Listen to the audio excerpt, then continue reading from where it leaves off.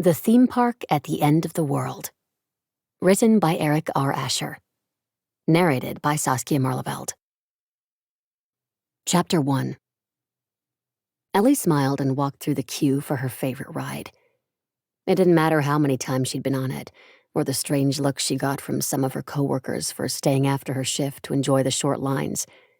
Without the crowds, she could stop and look at every detail she wanted, from the old tinker's workshop filled with gadgets and puffs of steam, to the crumbling walls of a mountain city that looked real enough to fool any historian. "Ellie, wait up!" She turned to find Cole speed-walking through the queue behind her, tufts of sandy brown hair sticking out of his hoodie. He was late again, which wasn't anything unusual, but he was often on time for night rides. "What happened?" Ellie asked. "Roman." Cole rolled his eyes as if that one name answered everything, and in many ways, it did. "What now?" "Something about new food to try." Cole clenched his fists before rubbing the back of his hand. "I don't know. I tuned it all out once Hans got excited about the idea of serving some weird Nordic cheese on pretzels." Ellie led the way into the next room as she pondered what kind of cheese Cole counted as weird. The thought lingered as she studied the decor there, filled with the glint of giant spider eyes in the darkness, which unsettled many of the guests. Her heart leapt when the sound of the launch echoed through the hall, the buzz of wheels on a track rising to a roar. They were close now. Cole sighed as they stepped into the station of Tinker's Escape. "None of the other coasters get to me. Why am I still nervous about this thing?" "Because it's one of the best roller coasters in the park? Certainly the best ride in Lost Empire." "I mean, the only other rides in the land are the old cars and the stunningly named airships." Ellie laughed. "It's still one of my favorite sections of the park. But you're right about airships. Who thought to give the name airships to a slow blimp ride? One that just rises into the air for maybe 5 minutes. At least the theming is good." They'd only have to wait for 2 of the sleek trains, painted in shades of copper and brass with pipes and pistons along the sides, to cycle through before they'd get to ride. Short lines were the best lines. Ellie grinned at the returning trains, cheers and joy and shock plastered across the various faces. Cole fell silent as the next train launched, slipping through the tunnel to the pre-show. He took a deep breath and blew it out slowly, likely realizing they'd scored the first row. That was enough to make anyone nervous. Or very excited. Their train rolled into the station, slowing gradually to a stop before the lap bars released with a clunk. The restraints rose over the riders' heads before they slid out the opposite side. The gates opened, and Ellie hopped up into the seat and pulled the bar down. She much preferred the deep seats and lack of shoulder restraints to the Gowrow's cave coaster across the park. Ride-ups started down either side, dressed in leather aprons and decked out with pistons and working gears on their forearms. They checked to make sure each lap bar was properly secured as everyone got settled. With that done and a thumbs-up thrown, the train lurched forward to what doubled as an on-ride pre-show and safety spiel.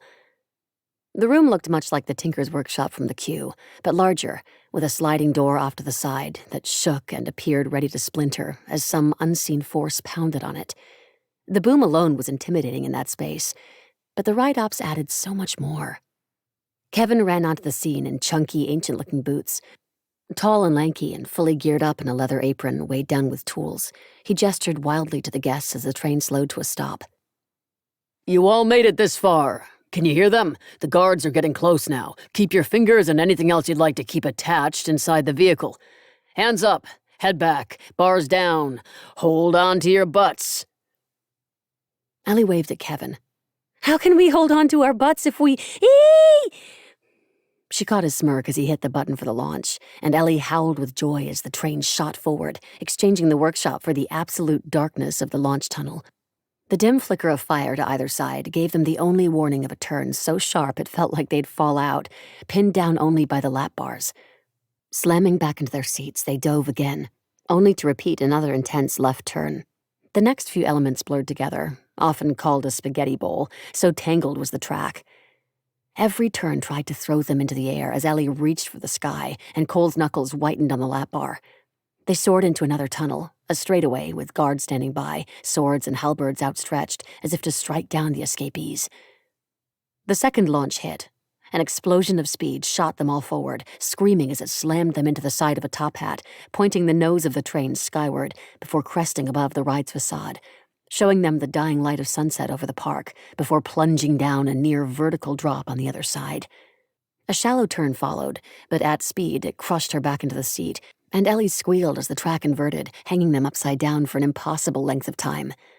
The coaster righted them as it dove, jerking them to the side as they entered a tight helix with a pop of airtime. Another tunnel closed around them, opening into a chasm under the mountain filled with giant creatures, chitinous gleaming limbs and bright eyes reaching out to the tracks ahead of them. The lights dimmed as they reached the first giant bug.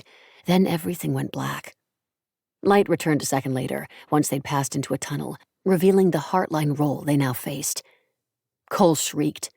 The countless times they'd ridden it and survived didn't help. The roll always got him. Ellie laughed and grinned as they rolled. The lap bar caught against their thighs and kept her from a terrible fall before she was upright again, being forced into the bottom of her seat once more. 2 quick turns, and the light of the world vanished into another tunnel, only to open on the brake run as they slid into the finale. A formidable animatronic greeted them, a knight saddled on top of a giant jumping spider. He gestured with his halberd in the mountain cavern. "You made it, Tinkers. Well done. Don't forget to retrieve your loose articles from the lockers. For the Steam Sworn." "I'm alive again?" Cole clutched his chest as if he didn't quite believe it. Ellie reached out and patted his knee. "Brave as ever. At least it wasn't the after-hours ride." Cole's crystal blue and gray eyes widened at the mere suggestion. They slid back into the station. As soon as the restraints popped open, Ellie pushed up, lifting it back over her head before stepping out. Cole followed, and they headed for the exit. "Let's go see if Hans has any of that new cheese." Cole didn't argue. Ellie stepped onto a widening path, leading them past the boundaries of Lost Empire, where the landscape shifted from dry desert hills into the snowy peaks of Howling Mountain. The soundscaping switched from the rhythmic bursts of steam and gears to the low roar of a mountain wind. It would have felt ominous if not for the lovely, plucked notes of a lullaby rising and falling like the mountains themselves. They weren't far from Hans there, and unraveling the mystery of his new cheese. Something in the moment filled Ellie with peace, a sweet realization of how lucky she was to work in such a magical place, and how, perhaps more than anything else, she'd never expected to live there.